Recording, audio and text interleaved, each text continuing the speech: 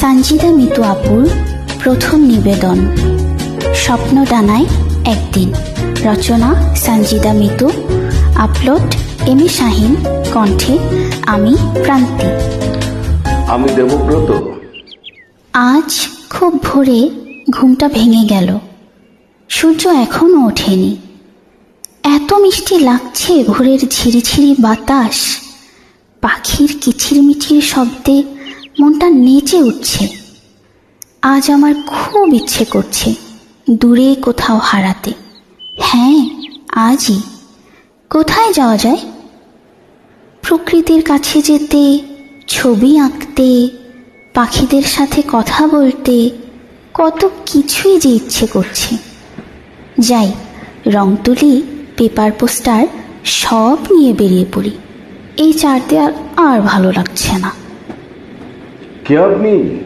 এই যে, আহা, এভাবে দৌড়ে কেউ ট্রেনে ওঠে? পড়ে যাবেন তো। বসুন বসুন।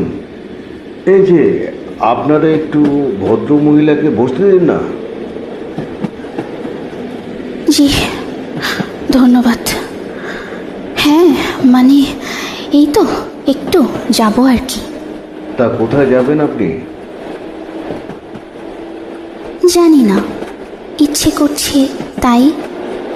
জানালাটা কি খোলা যাবে? হ্যাঁ, নিশ্চয়ই। আপনি হাঁপাচ্ছেন, একটু বেশি করে বাতাস নিন। আহা, কি অপূর্ব দৃশ্য! বাইরের প্রকৃতি, গাছপালা, পাখি, ফুল সবই এত চমৎকার লাগছে কেন? কি যে ভালো লাগছে! তা বই কি। আপনার হাতে যে রং তুলি, কি করেন আপনি?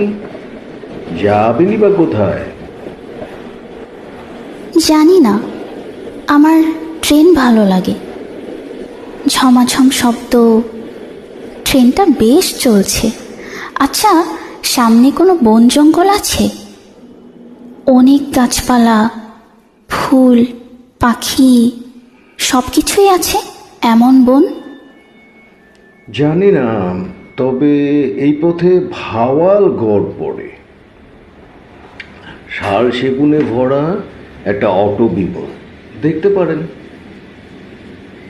তাই? কত দূর হবে? এই ঘন্টাখানেক। জায়গাটার নাম গাজীপুর। ভাওয়াল ও মধুপুর বললে সবাই চেনে। তা আপনি কি একা? জি,